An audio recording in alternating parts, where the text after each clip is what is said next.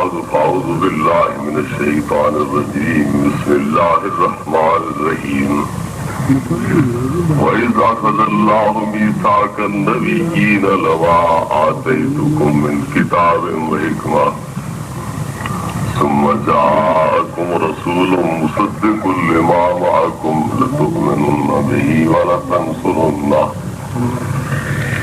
قال أقررتم وأخذتم على ذلكم إصري قالوا أقررنا قال فاشهدوا وأنا معكم من الشاهدين إن الله وملائكته يصلون على النبي يا أيها الذين آمنوا صلوا عليه وسلموا تسليما الصلاة والسلام عليك يا رسول الله وعلى آلك وصحبك يا حبيب الله ذرا ذوق کے ساتھ اور زور کے ساتھ الصلاة والسلام عليك يا رسول الله وعلى آلك وصحبك يا حبيب الله الصلاة والسلام عليك يا رحمة للعالمين وعلى آلك وصحبك يا شفيع المذنبين صاحب صدر گرامی کرے اور آسمان علم و حکمت کے درخشندہ آفتاب شریعت طریقت اور حقیقت کے یگانہ روزگار ترجمان حضرت علامہ قبلہ سید احمد سعید شاہ صاحب کاظمی اور معزز علماء کرام قراء حضرات اور بزرگوں بھائیوں، اس سٹیج پر مجھ جیسا ایک طالب علم اپنے کو علمی جوہر دکھانے کے لیے حاضر نہیں ہوتا، بلکہ بنیادی مقصد ایک نادر روزگار ہستی کی زیارت اور چند منٹ ان کی صحبت سے فیضیاب ہونا، یہی ایک بنیادی مقصد ہوتا ہے۔ اگرچہ میں اپنی علالت دوا اور مسلسل سفروں کی وجہ سے کافی حد تک معذور تھا، لیکن یہ شرف پتہ نہیں زندگی میں کب تک نصیب ہوتا رہے گا، اس لیے یہ چند گھڑیاں انتہائی سعادت کی گھڑیاں ہیں اور ان کو نظر انداز کرنا یا ان کو ضائع کرنا یہ بہت بڑی بدبختی ہوگی۔ اس تصور سے میں حاضری دینے کے لیے آ گیا۔ جو آیت مبارکہ آپ حضرات کے سامنے تلاوت کرنے کا شرف حاصل کیا ہے، اس کے متعلق تھوڑا بہت عرض کروں گا اور حضرت کی دعاؤں کا طلبگار ہو کر رخصت ہوں گا۔ اللہ رب العزت نے یہ ارشاد فرمایا وَإِذْ أَخَذَ اللَّهُ مِيثَاقَ النَّبِيِّينَ، اے محبوب اس وقت کو یاد کر جب کہ اللہ رب العزت نے تمام انبیاء سے عہد لیا تھا۔ کون سا عہد لیا تھا؟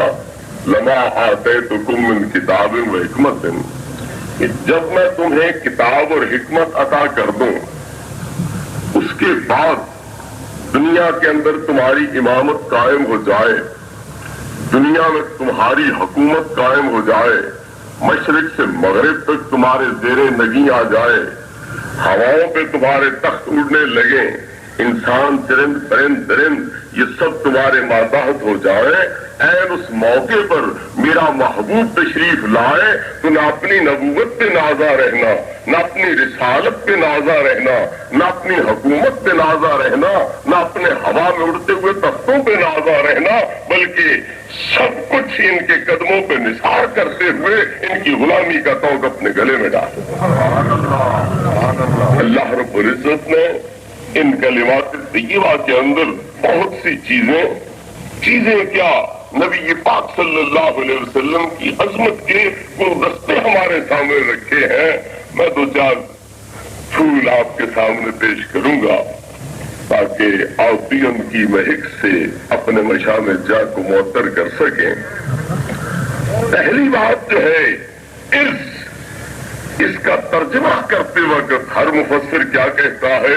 اذکر، اے محبوب یاد کرو اس وقت کو، ذرا اس چیز پہ نظر رہے کہ یاد کون سی چیز کرائی جاتی ہے جو نہ دیکھی ہو نہ بھالی ہو، جو کبھی ذہن میں آئی ہی نہ ہو، یا جو پہلے دیکھی بھالی ہو اور دوبارہ اس کی طرف توجہ دلائی جا رہی ہو۔ تو پتا چلا جب اللہ رب العزت عہد لے رہا تھا اس وقت نبی پاک پاس بیٹھے تھے، وہ منظر دیکھ رہے تھے۔ اللہ فرماتا ہے اس کو پھر یاد کرو اور آنکھوں کے سامنے لے آؤ، اس کو یاد کر محبوب اس وقت کو جب کہ اللہ رب العزت نے پیغمبران کرام سے، انبیاء کرام سے عہد لیا تھا۔ یاد کرو اس وقت تو اللہ رب العزت نے اس آیت مبارکہ میں یہ اشارہ کر دیا کہ میرا محبوب اس منظر کو اپنی آنکھوں سے دیکھنے والا ہے۔ بلکہ میں تو کہوں گا کہ وہ مجمع انبیاء علیہ السلام کا جن کو اکٹھا کر کے ان سے عہد لیا جا رہا تھا، اس میں اگر صدر اللہ کی ذات تھی تو پھر شمع محفل محمد مصطفیٰ کی ذات تھی۔ نبی پاک صاحب الاولاق صلی اللہ تعالی علیہ وسلم کا نور قدس جب انبیاء علیہ السلام کے سامنے تشریف لاتا ہے، ظہور فرما ہوتا ہے، وہ انبیاء جو ستاروں کی طرح اس اندھیری عدم کی تاریکی میں جگمگ کر رہے تھے، جب یہ سراج منیر آیا، یہ سب پہ چھا گیا، وہ پکار اٹھے خدایا یہ کس کا نور ہے جو ہم پہ سایہ فگن ہو گیا، جو ہم پہ غالب آ گیا اور ہمیں اپنے ضیاؤں کے اندر جس نے بالکل چھپا دیا ہے، محو کر دیا ہے، گم کر دیا ہے، یہ کون سی ہستی ہے؟ تو اللہ رب العزت نے فرمایا یہی تو میرا محبوب ہے، یہی تو میرا مطلوب ہے، یہی تو میرا مقصود ہے۔ انہی کی عظمت کے گن گانے کے لیے اور انہی کی تعریف تم سے کرانے کے لیے، ان کی غلامی کا عہد تم سے لینے کے لیے اور ان کی آمد پر اپنی نبوت رسالتیں ان پر قربان کرنے کے لیے ہی تو میں نے تمہیں جمع کیا ہے کہ آج عہد کر کے جاؤ کہ جب تیرا محبوب آ جائے گا ہم نہ نبوت کے دعوے کریں گے، نہ رسالت کے دعوے کریں گے، نہ حکومتوں کے دعوے کریں گے، صرف غلامی مصطفیٰ کا دعویٰ۔ حضرات گرامی، یہیں سے یہ بات کھل کے سامنے آ جاتی ہے کہ اللہ رب العزت نے پہلے دن ہی پابندی عائد کر دی ہے کہ تمہاری نبوت اس وقت تک ہے جب تک یہ محبوب نہیں آتا، جب یہ آ جائے گا تو پھر کیا ہوگا؟ لَتُؤْمِنُنَّ بِهِ وَلَتَنْصُرُنَّهُ، ضرور ضرور ان پر ایمان لاؤ گے اور ضرور ضرور ان کے دین کی خدمت کرو گے۔ تو پتا چلا پہلے جتنے پیغمبر تھے اس وقت تک پیغمبری کا دعویٰ رکھتے تھے جب تک یہ محبوب تشریف نہیں لائے تھے۔ جب یہ تشریف لا چکے اب لَتُؤْمِنُنَّ بِهِ وَلَتَنْصُرُنَّهُ، یہ ایمان محمد عربی کی ذات پر رہ گیا ہے، یہ دین مصطفیٰ کی غلامی رہ گئی ہے۔ حضرات گرامی، یہاں سے یہ بات کھل کے سامنے آ گئی کہ جب پہلے پیغمبر خلیل اللہ کیوں نہ ہوں، کلیم اللہ کیوں نہ ہوں، روح اللہ کیوں نہ ہوں، جتنے بھی بلند مراتب والے پیغمبر تھے مستقل پیغمبر تھے، نبی پاک کی بعثت کے بعد وہ مستقل پیغمبر بھی امتی بننے کے پابند ہے، تو حضور کی امت میں سے کوئی پھر تابع نبی کیسے پیدا ہو؟ اور فرمایا آپ نے، قادیان والا کہتا ہے میں تو تابع نبی ہوں جی، وہ تابع صاحب یہ تو بتلائیے یہاں تو مستقل بھی تابع بن رہے ہیں، تو تابع ہو کے نبی کیسے بن رہا؟ جو پہلے مستقل پیغمبر تھے ان سے عہد لیا جا رہا ہے، اے خلیل اللہ انی جاعلک للناس اماما، سارے تمام لوگوں کے لیے امام ہو، پر کب تک؟ جب تک میرا محبوب نہیں آتا۔ جب وہ آ جائے گا تو پھر تم بھی ان کے پیچھے ہونا، تمہاری اولاد بھی ان کے پیچھے ہو، پھر کوئی امامت کا دعوے دار نہیں ہو سکتا۔ تو پتا چلا جو مستقل نبی تھے وہ بھی اس محبوب کی آمد پر تابع امتی بن گئے ہیں، غلام بن گئے ہیں، ان کے کلمہ پڑھنے والے بن گئے ہیں، ان کی شریعت کے پابند بن گئے ہیں۔ جب مستقل نبی تابع امتی بن گئے ہیں تو امتی جس کو اتباع نصیب ہی کوئی نہیں ہوئی وہ نبی کیسے بن گئی؟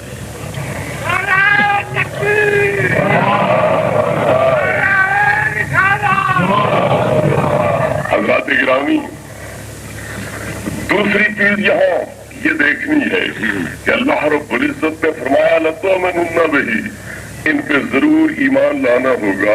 तो पैगम्बरान किराम ने ये वादा पूरा किया है कोई? बैतुल मुकद्दस में मेराज की रात सब पैगम्बरान किराम को अल्लाह रब्बुल इज्जत ने इकट्ठा कर दिया है और महबूब पाक सल्लल्लाहु अलैहि वसल्लम सवारी पे शाहाना शान के साथ तशरीफ ला रहे। जब बैतुल मुकद्दस पहुंचते हैं तो मुसल्ला खाली है। जो पहले इमाम थे वो मुक्तदियों वाली जगहों पर सफों पर बैठे हुए हैं, मुसल्ला इमामत वाला खाली है। पता चलता है मुक्तदी तो मौजूद है और अभी इमाम नहीं तशरीफ लाए, उनकी इंतजार में हर कोई बैठा है। जब सरकार दो आलम सल्लल्लाहु अलैहि वसल्लम आ गए तो जिब्रील अमीन बाजू पकड़ के अर्ज करते हैं, हुजूर अब मुसल्ला आपका है, आप इस पे तशरीफ फरमा हूं और कोई आपके होते हुए इमामत नहीं करा सकता। आला हज़रत बरेलवी, आला हज़रत अजीमुल बरकत 14वीं सदी के मुजद्दिद मौलाना शाह अहमद रजा खान अलैहि रहमत क्या इरशाद फरमाते हैं, नमाज असरा में था यही सिर बया हुमाना अब्दुल आखिर के दस्त बस्ता है पीछे हाजिर जो सल्तनत आगे कर गए। कलीमुल्लाह पीछे हैं, रूहुल्लाह पीछे हैं, खलीलुल्लाह पीछे हैं, ज़बीहुल्लाह पीछे हैं, हजरत आदम पीछे हैं, हजरत नूह पीछे हैं। तो आज पता चल रहा है ज़हूर अगर से बाद में हुआ है पर सब पहलों के इमाम नबी पाक सल्लल्लाहु ताला अलैहि वसल्लम इमामत फरमा रहे हैं। आज कोई यहूदी आपके पीछे नमाज पढ़ता है, दावा उसे ये है मैं हजरत मूसा की उम्मत हूं लेकिन आपके पीछे नमाज पढ़ता है।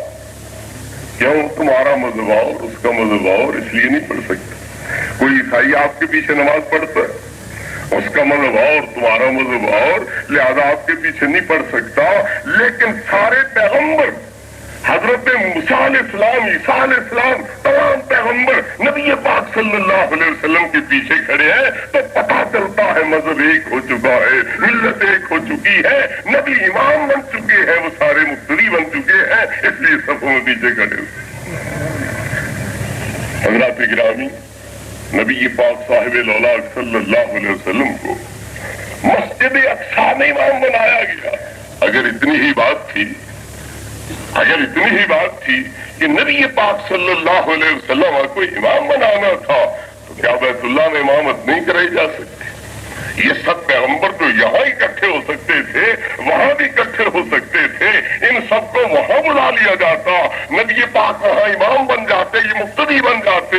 नबी पाक की इमामत, इनका मुक्तदी होना, नबी पाक का असल नबी होना, इनका अब उम्मती बन जाना, ये बात वाज़े हो जाती। अगर इतनी ही चीज वाज़े करनी थी तो बैतुल्लाह में भी तो ये इमाम हो सकता था, फिर क्यों ना हुआ? किबला रब्बानी साहिब क्यों ना हुआ? इसलिए मसला ये है, अगर एक हुजूर किबला काज़मी शाह साहब का शागिर्दी एक मोहल्ले में इमाम हो, मगर आप तशरीफ ले जाएं तो ये शरीयत इजाजत नहीं देती कि उसका बाजू पकड़ के पीछे हटा दो और आप खड़े हो जाओ। क्यों? इस तरह मोहल्ले में उसकी वक़्त खत्म हो जाएगी, इज्जत खत्म हो जाएगी, मकाम खत्म हो जाएगा। लिहाजा मुसल्ला उसी का रहना चाहिए, तुम्हें पीछे पड़नी चाहिए ताकि पता चले ये किस काबिल है, किस इस्तिदाद का मालिक है, किस सलाहियत का मालिक है। हर बड़ा आलिम आके उसका बाजू पकड़ के पीछे घसीट ले, खींच ले और आप इमाम बन जाए, मोहल्ले वाले कहेंगे हमारा इमाम तो ऐसे ही है, जो मौलवी साहब बात से आते हैं इसे पीछे खींच के कर लेते हैं, आप मुसल्ले पे खड़े होते हैं, हमारे इमाम का तो मकाम क्यों? लिहाजा मसला ये है कि जहां जाओ उस इमाम के पीछे पड़ो, जब तक वो आप खुशी से तुम्हें न कहे तुम जबरदस्ती उसके मुसल्ले पर नहीं चढ़ सकते हो। क्यों? उसकी इज्जत खराब होगी, उसका मकाम खराब होगा, लोगों की निगाहों में वो गिर जाएगा। लिहाजा उसके पीछे पढ़ो।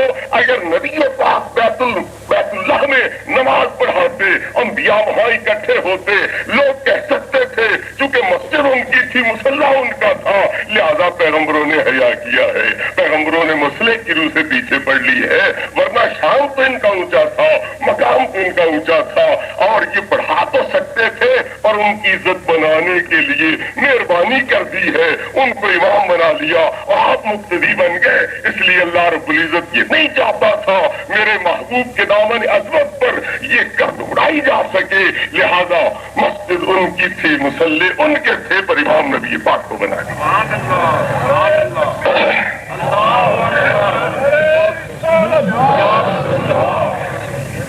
حضرات گرامی، نبی پاک صاحب الاولاد صلی اللہ تعالی علیہ وسلم کو اس جگہ پر امام بنا کر کے یہ بات واضح کر دی ہے، اب مذہب ایک ہے، ملت ایک ہے اور سارے نبی پاک صلی اللہ علیہ وسلم کی مقتدی بن چکے ہیں، آپ کی اتباع کر چکے ہیں۔ تو عہد کیا تھا؟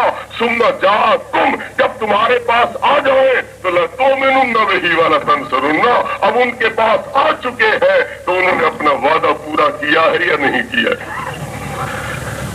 ایک وعدہ تو پورا ہو گیا، لتؤمنن بہ والا، لیکن لتنصرن والا بھی باقی ہے۔ دین مصطفیٰ کی کون سی مدد کی ہے یہ ابھی تک باقی ہے، لیکن اسی معراج میں وہ مسئلہ بھی حل کر دیا ہے۔ سرکار دو عالم صلی اللہ علیہ وسلم 50 نمازیں لے کر آ رہے ہیں، راہ کلیم کھڑے ہو گئے ہیں، عرض کی حضور کیا لا رہے ہو؟ کیا تحفہ اللہ رب العزت نے عطا کیا ہے؟ نبی پاک صلی اللہ علیہ وسلم نے فرمایا 50 نمازیں اللہ رب العزت نے عطا کی ہے۔ عرض کی حضور میں نے آپ سے پہلے بنی اسرائیل کو بڑا آزمایا ہے، پرکھا ہے، 50 آپ کی امت نہیں پڑھ سکے گی، لہذا چاہیے اللہ رب العزت کی بارگاہ میں اور اللہ سے تخفیف کا مطالبہ کیجئے کہ آپ کی امت پر نمازیں تھوڑی کر دے، یہ زیادہ ہے، نہیں پڑھ سکے۔ یہ کیا مشورہ دیا ہے کہ چاہیے ارجع الی ربک کا، اپنے رب کی طرف لوٹیے اور رب سے تخفیف کا سوال کیجیے۔ موسیٰ علیہ السلام کا اگر ایمان یہ ہوتا کہ پتہ نہیں ان کی مانے گا کہ نہیں مانے گا تو مشورے دینے کا فائدہ ہی کیا تھا؟ اگر موسیٰ علیہ السلام کا یہ عقیدہ ہوتا کہ پتہ نہیں ان کی مانی جائے گی کہ نہیں، یہ اللہ کی شان ہے، جیسے آج کل توحید بیان کی جاتی ہے، یہ اللہ صاحب کی شان ہے، چاہے تو کافر کی مان لے چاہے تو نبی کی ٹھکرا دے۔ آج کل توحید یہ ہے کہ اللہ کی شان ہے، چاہے تو کافر کی مان لے چاہے تو نبی کی ٹھکرا دے۔ چاہے میں تو بڑا کچھ آ سکتا ہے، لیکن دیکھنا یہ ہے وہ کرتا کیا ہے۔ اگر چاہے تو کافر کی سن لے چاہے تو نبی کی ٹھکرا دے، یہ تو ہے اگر چاہے تو، لیکن چاہتا بھی ہے۔ سوچنے کی بات تو یہ ہے اگر چاہے تو کافر کی مان لے، اگر چاہے تو پیغمبر کی ٹھکرا دے، پر یہ چاہتا بھی ہے کہ میں پیغمبر کی بات ٹھکرا دوں۔ اگر چاہے تو کسی مولوی کو حیوان بنا دے، اگر چاہے تو حیوان کو مولوی بنا دے، اگر چاہے تو یہ ہو سکتا ہے، لیکن چاہتا بھی ہے۔ مسئلہ تو یہی ہے، لو شئنا لآتینا کل نفس ہداہا، اگر چاہے تو کوئی کافر دنیا پہ نہ رہے، سب مومن ہو جائے۔ لیکن کیا چاہتا بھی اس طرح ہے؟ کیا اس کا قانون بھی اسی طرح ہے؟ اس کی سنت بھی اسی طرح ہے؟ لو شاء اللہ لذهب بسمعهم وابصارهم، اگر چاہے تمہیں اندھا کر دے، بہرا کر دے، مگر سب کو کر دیا۔ اگر چاہے اس کا کیا معنی ہے؟ اگر چاہے تو نہ دیکھو، یہ دیکھو اس کی سنت کیا ہے، اس کا طریقہ کیا ہے۔ وہ حضور اکرم صلی اللہ علیہ وسلم کی ذات تو بلند ترین ذات ہے، جو حضور کا دامن تھام لے، جو حضور کے حلقہ غلامی میں آ جائے، جو حضور کے متبع کامل بن جائے۔ ان کے متعلق اللہ کا ارشاد کیا ہے؟ اللہ رب العزت زبان محبوب پہ کیا فرماتا ہے، زبان مصطفیٰ سے کیا حکم جاری کرتا ہے؟ لائن سوالانی لأوتینہ، میرا بندہ محبوب، اے محبوب تیری غلامی میں آ جانے والا ولی جو ہے وہ جہاں بھی مجھ سے کوئی سوال کرے گا مجھ سے ضرور عطا کرے گا۔ تو پتہ چلتا ہے جس محبوب کی غلامی کا پٹا گلے میں ڈال لے، جب اس کے ہاتھ اٹھ جائے وہ خالی نہیں لوٹتے، جب اس کی زبان چل جائے وہ خالی نہیں لوٹتے۔ نبی پاک صلی اللہ تعالی علیہ وسلم کے پاس یہ جھگڑا پیش ہوا، ایک عورت نے دوسری عورت پہ وار کیا اور اسے زخمی کر دیا۔ اس کا دانت جو ہے دانت اس کے ٹوٹ گئے، تو یہ مسئلہ نبی پاک صلی اللہ علیہ وسلم کی بارگاہ میں پیش ہوا کہ حضور ہماری عورت کے دانت توڑ دیے گئے ہیں، لہذا اس کے متعلق شرعی حکم جاری کیا جائے۔ نبی پاک صلی اللہ علیہ وسلم نے فدیہ لینے کے متعلق فرمایا، مفت معاف کرنے کے متعلق سفارش کی، انہوں نے کوئی نہ مانا، تو سرکار نے فرمایا اے انس، اللہ کی کتاب کا حکم قصاص ہے، لہذا جس طرح تمہاری بہن نے ان کی عورت کے دانت توڑے ہیں، تمہاری بہن کے بھی دانت توڑے جائیں گے، کیونکہ شریعت کا حکم یہی ہے۔ تو حضرت انس بن نضر رضی اللہ عنہ نے عرض کیا واللہ لا تکسر ثنیتھا، خدا کی قسم میری بہن کے دانت نہیں توڑے جائیں۔ نبی پاک صلی اللہ علیہ وسلم نے فرمایا انس کیا کہتے ہو، کیا کر رہے ہو؟ اللہ کا حکم ہے، کتاب اللہ کا حکم ہے، اور تم قسم اٹھا کے کہہ رہے ہو میری بہن کے دانت نہیں توڑے جائیں گے۔ یہ تو اللہ رب العزت کی کتاب کو، اس کے فیصلے کو ٹھکرانا لازم آ رہا ہے۔ عرض کی نہیں، فیصلہ وہی ہے، لیکن میں نے اللہ کے کام پر اعتماد اور بھروسہ کرتے ہوئے کہہ دیا ہے، دیکھتا ہوں مجھے سچا کرتا ہے یا جھوٹا کرتا ہے۔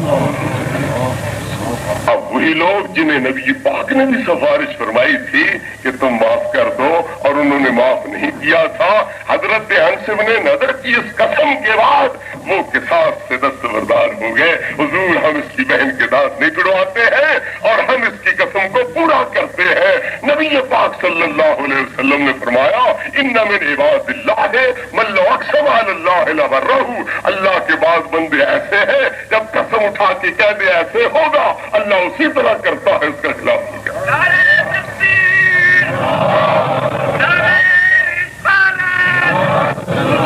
تو پتہ چلا یہ تو غلاموں کی بات ہے، یہ تو غلاموں کی بات ہے، جو ان کی زبان سے نکلتا ہے وہ تقدیر خدا بن جاتی ہے، وہ لوح محفوظ کی تحریر بن جاتی ہے۔ جب نبی پاک کا نام جب اپنے والوں کا یہ شان ہے تو پھر اس امام انبیاء کا مقام کیا ہوگا؟ ان کی زبان سے جو عرض نکلے گی اللہ رب العزت اسے کیسے ٹھکرائے گا، کیسے رد کرے گا؟ حضرات گرامی، ذرا ان آیات مقدسہ کو سامنے رکھیے۔ نبی پاک صلی اللہ علیہ وسلم نماز پڑھ رہے ہیں، منہ کدھر ہے؟ شام کی طرف، بیت المقدس کی طرف۔ اسی دوران جو چہرہ آسمان کی طرف اٹھتا ہے تو اللہ رب العزت کیا فرماتا ہے؟ قد نری تقلب وجہک فی السماء، ہم آسمان کی طرف اٹھتے ہوئے آپ کے چہرے کو دیکھ رہے ہیں۔ اور کیوں چہرہ اٹھ رہا ہے ہمیں اس کی وجہ بھی پتا ہے، ہمیں اس کا علم ہے کہ چہرہ کیوں اٹھ رہا ہے، اس لیے اٹھ رہا ہے کہ بیت المقدس کی بجائے بیت اللہ میرا قبلہ بن جائے، بیت اللہ کی طرف منہ پھیرنے کی اجازت ہو جائے۔ تو اللہ رب العزت سے عرض نہیں کیا، مطالبہ نہیں کیا، دعا نہیں کی، حرف تمنا زبان پہ آیا نہیں اور سوال زبان پہ آیا نہیں، لیکن اجابت جو ہے استقبال کے لیے پہلے آ چکی ہے، قبولیت جو ہے استقبال کے لیے پہلے آ چکی ہے۔ نبی پاک صلی اللہ تعالی علیہ وسلم کو ارشاد ہوتا ہے فَلَنُوَلِّيَنَّكَ قِبْلَةً تَرْضَاهَا، محبوب ہم آپ کو وہ قبلہ عطا کریں گے جس پہ تم راضی ہو۔ یہاں علماء حضرات کا جمع غفیر ہے، ان کے سامنے کچھ عرض کرنا یہ ایک تحصیل حاصل ہے، لیکن میں آپ حضرات سے عرض کر رہا ہوں، میری مجال نہیں کہ میں ان علماء کو خطاب کروں، میں صرف آپ حضرات سے مخاطب ہوں۔ فَلَنُوَلِّيَنَّكَ قِبْلَةً فرمایا، قبلۃً یہ نکرہ ہے، غیر معین ہے، وہ قبلہ دیں گے جس پہ تم راضی ہو جاؤ۔ حالانکہ قبلے دو تھے، ایک بیت المقدس تھا، ایک بیت اللہ تھا۔ قانون کی روح سے، قاعدے کی روح سے فَلَنُوَلِّيَنَّكَ الْقِبْلَةَ یہ کہنا تھا کہ ہم اس قبلے کی طرف آپ کا منہ پھیر دیں گے، ہم ادھر ہی آپ کو توجہ کی اجازت دے دیں گے۔ تو القبلہ کہنا چاہیے تھا، لیکن قبلہ تن کہہ دیا ہے، غیر معین کر دیا ہے۔ اگر کوئی تعیین کی جہت اس میں ہے تو رضا مصطفیٰ والی ہے اور کوئی نہیں۔ وہ قبلہ دیں گے جس پہ تم راضی ہو جاؤ گے۔ تو قبلہ تو ایک ہی رہ گیا۔ جب بیت المقدس سے وہ منہ پھیر پھیرنا چاہتے ہیں تو قبلہ تو ایک ہی رہ گیا، تو فلا نولیَنَّکَ الْقِبْلَہ یہ کہنا چاہیے تھا، پر نہیں کہا۔ محبوب قبلہ ہمارا وہ ہے جس پہ تم راضی ہو، بیت اللہ پہ راضی تو اسے قبلہ بناتے ہیں، کسی اور پہ راضی ہو تو قبلہ اسے بناتے ہیں۔ تو یہ ہے نبی پاک صلی اللہ علیہ وسلم کا مقام اجابت اور قبولیت، کہ ابھی دل میں خیال پیدا ہوتا ہے تو اللہ رب العزت اپنے فیصلے پہلے بدل دیتا ہے۔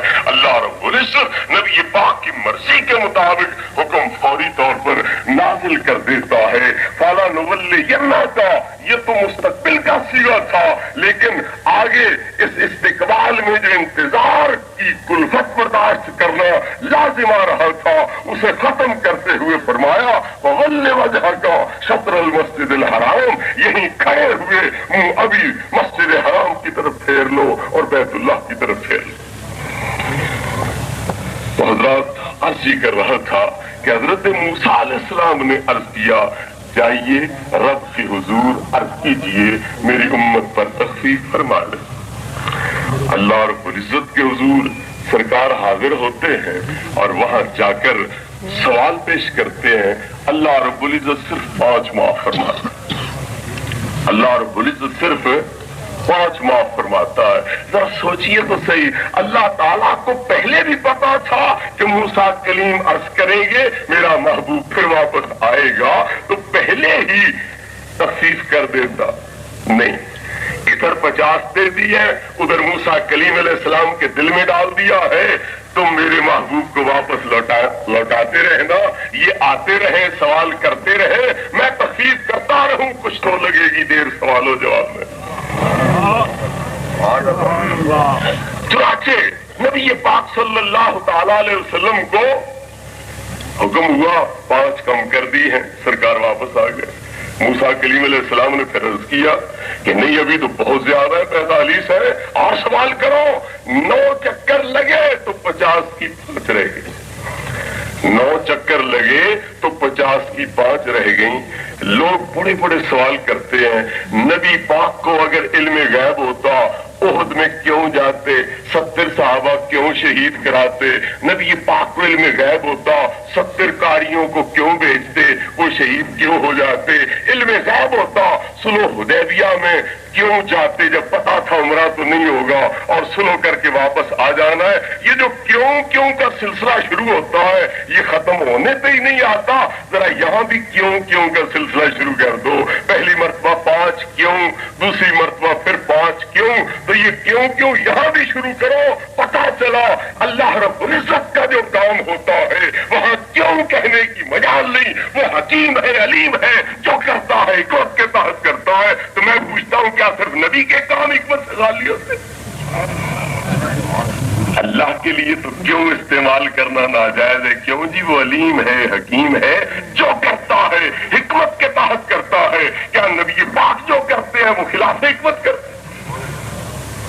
تو اس سے پتا چلتا ہے کہ ایسے خدا کے معاملات میں بندے کو دخل دینے کا حق نہیں۔ غلامی مصطفیٰ کا بھی دعویٰ ہو پھر مصطفیٰ کے معاملات میں بھی دخل دینے کا امتی کو کوئی حق حاصل نہیں۔ حضرات گرامی 9 چکر لگے تب 50 کی 5 ہو گئی۔ کیوں؟ حکمت کیا ہے؟ مصلحت کیا ہے؟ مصلحت یہ ہے موسیٰ کلیم کو بتلانا ہے، وہ کلیم تو دور کا کلیم ہے پر یہ عرش اولا کا کلیم ہے، تو مطالبے کرتا رہ گیا۔ لیکن جب ہم نے صفاتی تجلی دکھائی تو برداشت نہ کر سکے۔ دیکھ میرا حبیب کیسا ہے، جب چاہتا ہے واپس آ جاتا ہے، جب چاہتا ہے تیرے پاس چلا جاتا ہے، یوں معلوم ہوتا ہے گھر اپنا ہے، جب چاہا آ گیا، جب چاہا چلا گیا۔ لہذا مقام حبیب اور ہے مقام کلیم اور۔ حضرات گرامی 9 چکر لگے، سرکار واپس